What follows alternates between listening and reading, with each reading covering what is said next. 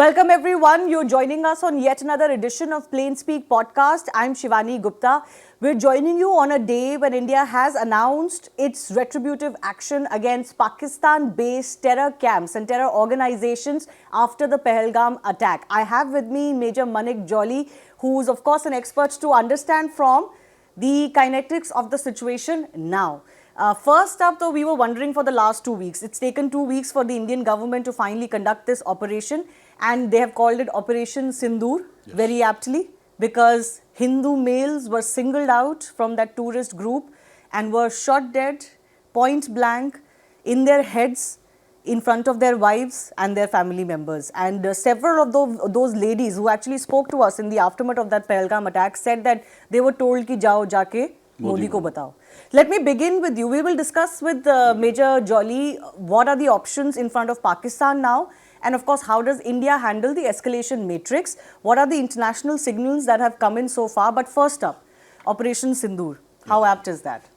It is actually perfect, because generally whenever you are carrying out military operations, they have a very unique sense of naming. Right? You will have them Gibraltar, or you'll have Black Rock, or your Green Horn, or something like that, which are not very, let's say, plain speak, like you just said, right? But Sindoor has a lot of, it has a lot of meaning here, especially in this operation. It means it is not just a military operation, it is a nation's operation. We are sending a message to you where government, people, the victims, the army has come together, and then we are making this happen. Not just a cold military action, there's a lot of emotion involved. Exactly. So I personally really like the name. But can you give me some insight, since you talked about it? What goes into naming a military operation? Actually, sometimes nothing at all. Sometimes the boss would say, let's call it Operation Cabbage, and it will be Operation Cabbage. Sometimes you try and, Indian Army did Operation Navy Combined, called it Operation Cactus. So it's not that there is a lot of cactus in Maldives or something like that. But there is not much thought, actually. I have never seen that. Sometimes you want to disassociate the region you want to go to maintain the secrecy also. So it is actually very random. So it can be anything. But this has in this case, it's not random at all. Yeah. It's absolutely perfect. In fact, a short while ago, we had the press conference that was held by the MOD and the MEA. And you had Major Sophia Qureshi of the Indian Army, and also Wing Commander Bhumika Singh of the Indian Air Force. Two women representing two minority religions of the country.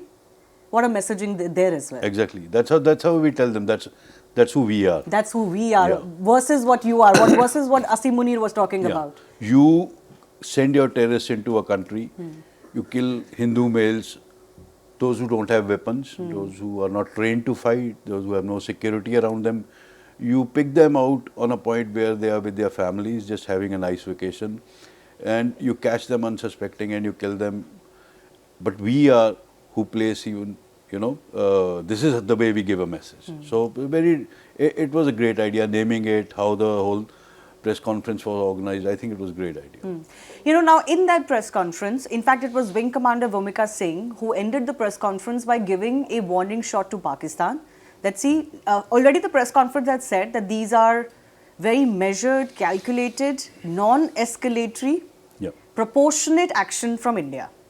That's a message to the world and also to Pakistan. But at the end, Wing Commander Bhumika Singh shot off a warning that Pakistan better not retaliate on this, because then it will escalate. I want to ask from you, what you make of that message? So it's actually as clear as it goes. What she said was, let's say what we are trying to tell Pakistan, that you say that you are also, getting affected by terrorism. You say that so many of my soldiers are dying fighting terrorists. So we have killed terrorists. Why are you feeling bad? We've done your job for you. Why are you feeling bad? And if you want to take a stand for your terrorists, then you are de facto a terror nation. So take the right call. So what we have done is, we have not hurt your civilians, we have not hurt your military installations, we have not acted against your soldiers. We have killed terror centers and terrorists. And that is where we want to leave it. Unless you do something. And also we are proving it. the entire army is not deployed on border. Yeah. Leaves are not getting cancelled. You know, life is normal. You and I are sitting here talking. So we are telling the world that our message is true, honest and reliable. That we are not heading for war. We just wanted to give this message to the terrorists. They just happen to be in Pakistan. So we are telling Pakistan that don't feel bad. We just killed the terrorists. Why are you getting angry? No, and this is where the dilemma for Pakistan now lies. So let's come to it. What are the options for Pakistan? If they act, one, they will escalate the issue further, and then no world power can ask India to be restrained anymore. If they act, they will also be seen as somehow defending the terror camps that exist inside Pakistan. Yeah, so what we spoke earlier was a very ideal situation. Right? Now the reality. All these terror camps exist because Pakistan allows them to. Yes. They are like an extension of their government. They are part of their authoritative control over the public and you know how they run the setup. So if Pakistan is in that dilemma, especially the army, Asim Munir and the ISI, if they do not fight for these tanzeems, these terror organizations, they will stop supporting them. Yeah. And it is through them that they control POK and have, you know, whatever dirty work they want to get done, like what happened in Pahalgam. If they support them, they have to face the world. Why are you fighting for them? Yes, Pakistan can take that claim that whatever said and done, you fired in our sovereign territory. It is still our country, whosoever you are targeting, and that's not done. We have our case justified. We don't have to prove it to anyone why we did that. But Pakistan will not bring in the terrorist angle. It will bring in that you attacked our territory. Or civilian also. I think they will also possibly make the excuse that so many civilian lives were lost. They will. This is the typical, you know, what do you say, textbook kind of a situation where, you know, you attack a country and then when retaliation comes, you start playing victim card. Because this works in Pakistan's favor for the global narrative thing. So the options with Pakistan are, one, they honestly actually close the chapter, which is actually the best option for them. Second is, they say, we will do something retaliatory, right? Within next 36, 48, 72 hours. Just because army wants to prove a point to its population, ki dekho, hum bhi hain, you know, we're not going to take it sitting, lying down and all of that. That'll be very bad for them actually, because I'll not get into the details of, but the sum of it is Pakistan is no condition to wage a war, sustain a war, even sustain the op alert where they can stay posted on, you know, stay deployed. And third option would be Pakistan takes time, which most probably it will do. It will take time, but do something for sure. Will it rebuild all of these facilities, or do you think there will be too much international pressure for to not allow at least these sites, the 21 sites that have been attacked? See, buildings are temporary. Yeah, they're dispensable. Dispensable. That's the right word actually. But it's like leadership and ideologies that exist, that they still exist. No, certainly. That certainly is a civilizational war that, you know, we've been fighting for 1,000 years. But I mean, like, even these camps, if they were seen as coming back again, certainly it will make for a bigger case in the international community that, see, they were not willing to act, like the MEA representative, Mr. Mistry, said today, that you were not willing to act on them. You kept denying. Even in the 14 days that have passed since Pahalgam attack, you did nothing on any of the terror organizations. You've been lying about it and, you know, playing victim and, you know, acting innocent. We've done this job for you now, but if Pakistan, if, you know, there will be a lot of attention and obviously all kind of imagery is tracked. If they come up again, these camps, then obviously it's indictment of Pakistan. That's true. I mean, you're right on that. Because I think, but here's the thing, if they start building that again, do India starts considering it option? Do we throw a missile again? Do we take it to the international court? Do we take it? Because nothing happens, you take it to UN, you take it to IJC, nothing happens on these things. So India should take it this way. I did what I did, even if they build a 7-story, you know, 5-star hotel there, I don't care. I have done my job for once. Because as you said, buildings are dispensable, but also they can be created very easily.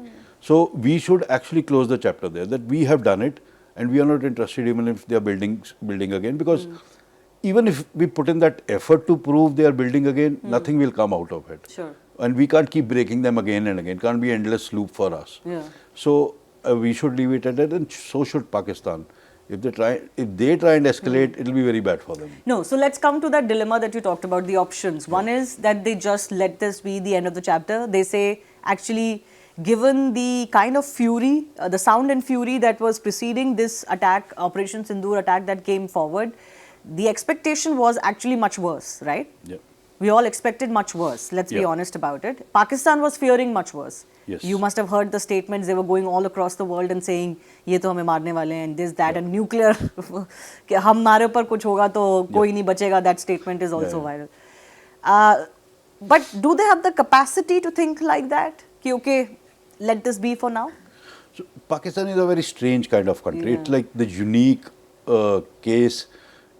Even if you look at every other possible country, doesn't matter how big or small it is, Pakistan is very unique in a way that successively, right from the start, the governments have believed in openly lying to their public. The army has been in much control of power. The fault lines are extensive between the radicals and terrorist organization and army and politicians and the mullahs and so it is just a very unique case for that. What it does is that nobody single-handedly has the authority to take a decision. Either you have to take everybody on board or you go rogue. So when they give these such kind of statements, right, कि वो होगा ये, this is just a political faction doing his lip service on international arena. Whether he has the backing from Asim Munir or the army or the ISI or the Air Force, and even within their army they're broken down. There's a Munir gang, there's a Imran Khan gang, and there's many sub-factions. There are hardcore radical officers and troops. There's somebody who are very modern looking and we don't want to associate with that. It's a very broken down, somehow existing kind of a nation. It's possibly it's anti-India hate is what keeps it together. Totally right on that. That is one thing that keeps them alive together. And the Islamic nationalism. Somehow they think we are the chosen ones. Yeah, because they were the first Islamic republic since the old caliphate. Yeah, so they think that we are the chosen ones and we've been given the responsibility, whereas they messed their country up so badly. So in like discussing the second option where they think they can escalate and they can keep threatening, this is just posturing. This is just them trying to tell their people, वो एक दूसरे को हम दोनों डरे हुए और एक दूसरे को आश्वासन देते रहे, डर मत मैं हूँ. That's what the public is doing to government and government is doing to public. No, actually, I was coming to the second option. Now, also on the second option, Mr. Khwaja is on record, apparently to say, just after these strikes were made public, that if India stops here, we are willing to let this be. Yes, yes. How do you read that statement? Yeah, it was the moment it said, I tweeted also that this is really big actually. But if history has taught us anything, never trust Pakistanis. Every time we have even taken a step to start to trusting them, they have ditched us. Parliament attack, Kargil, these are very recent. 20, 30 years is very recent in countries' histories and all. So these are very great examples where we can say the moment we placed all our trust in them, that fine, we'll start building a relationship, they just turned around and stabbed us in the back. So this statement is just to, one, let the pressure off on them, because everybody was getting after them, right, from China, US, don't attack, don't escalate. Even China's statement today was that don't do anything else now. Yeah, that was very calm actually, unexpected, right? You would have thought their best ally would get very strong, but they, except for the unregrettable part or something. Regrettable action by India. Regrettable, otherwise they were very calm about it. So I would say that this was one to ease pressure, and secondly, they are hoping that India gets a little complacent. Yeah, then okay, अब तो calm down, सब मामला ठीक है. Then they look for that opportunity. So this is what is happening. They will do something for sure. I'm pretty sure of that. Yeah, so let's come to that, because let's face it, whether you hit 9 sites or 19 sites, the terrorism factory in Pakistan is not going anywhere. Yeah. Let's face it. I mean, that comes from a religious indoctrination, which we cannot discount. And the fountainhead is radical Islamic theology. Ultimately, this is not two countries fighting, this is jihad. Let's face it, right? How do we solve that problem? Do these strikes solve that problem? No, these strikes don't solve that problem. These strikes solve the problem of state. They do not get into the deeper layer of theological and religious and all that. This is a state and governance issue. This is how the lines of borders are drawn on earth and people tend to manage their setup. This is that positioning. But will it at least deter that No, I don't think that so. indoctrination it wouldn't. Not right? at all. Not at all. Not that. Not that part. Not at all. Those guys are used to it. Yeah, You see, yeah. where do these terrorists are? Sometimes in Afghanistan, sometimes northern Pakistan. They are just like guns and bullets, and this is all they've seen all their lives. And these are, a lot of them are, those who are ready to die for the cause. Exactly. want They to- know that they're going to die when they become a terrorist. So- Anyways, their shelf life is very little. So we have achieved our aim of killing maybe hundreds of them. But so has that organization achieved that, see, we created so many jihadis and fidains, and they've solved their purpose. They gave life for us. So this is a war that it's very difficult to fight with somebody who's ready to die. Yes. It's a difficult fight. But as a state, you can definitely fight and win effectively against Pakistan. That's also because it's a state. So if you control that, you can control the other problem at least to 90%. Yeah. But what does your gut say, Major? That what do you think is coming from Pakistan? They'll wait for a few months and they'll try and launch a major terrorist attack again. So again, it will be the terrorism route, right? Anyways, Pakistan state or army is never going to come out in front and say, we are going to conduct these strikes against you or do anything against They can't do that. They can't do that. They can't do because that. then obviously there will be all hell breaking loose Yeah, on them. they move even one aircraft, it'll start a war now. Now that line has been crossed. Now either you stay there or you go ahead and You go think there. the Indian military establishment is absolutely clear that anything, even the smallest action from Pakistani army, and it's Let's see this way, right? Let's say Indian Army or Indian Defense Armed Forces have two options. If the attackers don't do anything, how will that look? It is not doable. what if it's a minor thing?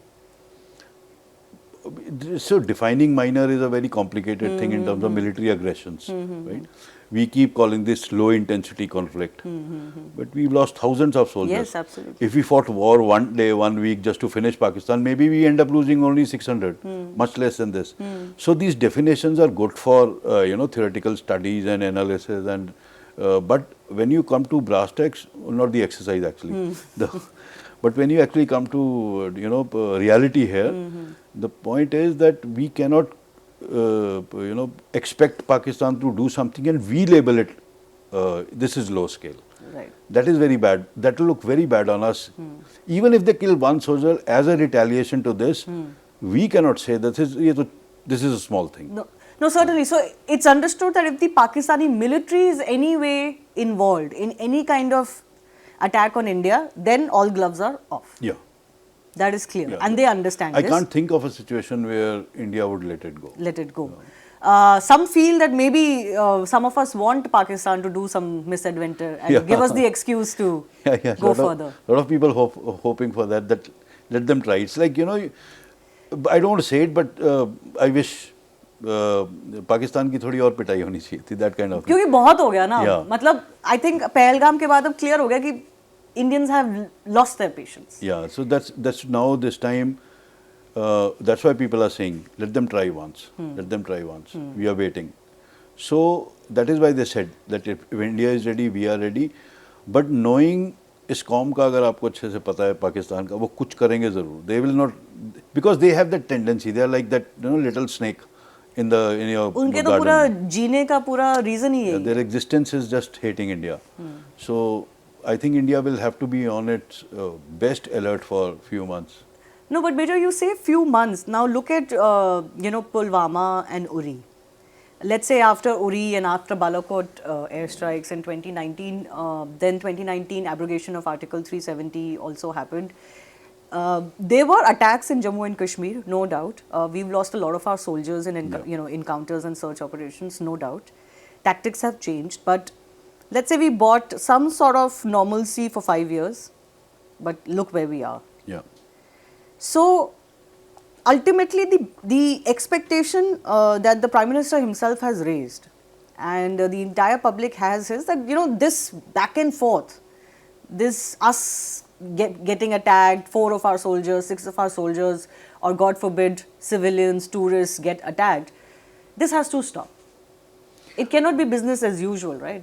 But I'll tell you something, and this is my personal opinion, right? We are very aggressive when it comes to Pakistan, sort them out, kill them, wage a war. We are ready. First, the soldiers have to fight. You and I were shouting on streets, don't have to. So, and secondly, as a nation, we have very low appetite for violence. The moment something happens to our soldier or a fighter jet gets shot down or something, we again start questioning armed forces. There's so much negative content. There's so much criticism. Array, this guy can't even fly. He got shot down. So, so first, do we have the appetite to wage a war actually? And I think the government understands it very well. Because yesterday there was announced that today there will be that mock drill. Yes. Have you seen the amount of criticism? We want the country to wage a war where thousands of our soldiers will die, where our supply lines will be hampered. We might not get medicine or stuff on time. There will be some electricity, there will be some discomfort and some sacrifice we will all have to make. Just a mock drill for half an hour, 45 minutes, and there are so many people who already criticize. That's what gives you the idea to the government. Should we go ahead with this? Because public mood is a very, very big factor while waging a war at a national level. But I'm going by the statements that have been made by those in government, including the Prime Minister, Amit Shah, Raksha Mantri and all of that. Prime Minister used the word unimaginable, let's say that. Yeah? And he used the word backers and handlers. He spoke in English, you would remember that. Especially spoke in English. Especially spoke a few lines in English, which was meant for the entire world's consumption. And he used the words like backers and handlers. Hindi में उन्होंने ये भी बोला था कि जो भी बची कुची ज़मीन है उसको ख़त्म करेंगे. So I'm only going by that. I understand where you're coming from, right? But I'm only going by the messaging that has come from the government. So let me put it this way. Will this be enough? Both in terms of the expectations the government has built and in terms of deterrence. Because we were always talking about deterrence, right? We have to set the bar of deterrence in a way that Pakistan doesn't think of conducting these terrorist attacks again. Because we don't fight a war with them conventionally. We've been fighting this war with them, bleeding us with 1,000 cuts. So is this enough? Okay, let me ask you, right? You and I both agree that no amount of bombs and missiles we can fire, this terrorist factory will shut down. It will not, right? Even if we wage a war, terrorism factory will not shut down, right? Because the Pakistan government or army will still not pressurize these guys. They don't have the guts to do that, or they are strong enough, whatever. Why do we consider, again, my thinking, why should I consider only the kinetic or bullets and guns as the defining factor of my action? Cutting off, suspending IWT, I think, is much bigger than war. They're already losing one crop. One more cycle, they'll be on their knees. You can buy tanks, weapons, missile, you can buy anything at all. You can't get water. And when they will start losing at that level, I think that's much better than a war. Because why to lose your 10,000 or 50,000 men and resources, get a country back by 2-3 years, fine. In our case, 5 years maybe, When you can actually do that by just switching off a button. Right? I would go for that. And this is a couple of days back at your CNN show only with Rahul, I was saying, we are in the war. This is siege warfare. It's continuous. We've cut the water. We are bankrupting them. We're cornering them. We are already in war. The kinetic action, this was like throwing a few catapults at that and trying to break another door. But I don't think this is over. So nothing against the Pakistani army, India will not attempt that? Ultimately, they are the fountainhead of it, right? Well, the thing with PM Modi is that you can never say what he will do. We were preparing for our blackout and he ensured sirens are there, right? Yes. That kind of thing. So I don't know if this is enough for him actually. Yeah. I can say because he's hardcore nationalist, that for sure. Right? And he does not like to take things lying down from Pakistan. We will compromise and all. He likes to give it back. So the thing is, it does not matter whether it is enough for us. Is it enough for him actually? And I really doubt that. In fact, I ran a poll on my Twitter. Should India strike more locations? Let's talk about the terror camps itself. 21 sites in 9 locations. Should India go for more? Yahin pe kyun rukna hai? Now we can't do. Now we can't do. Yeah, we made a press conference today, made a statement where we said we as a country wanted retribution, wanted to get back, and our people wanted to be avenged. So we've taken out these major terrorist camps, training camps, location, launch pads, what a nomenclature, right? And these are the, uske saath, we gave the entire explanation also. They ran a presentation since when they are conducting these terror acts and all that.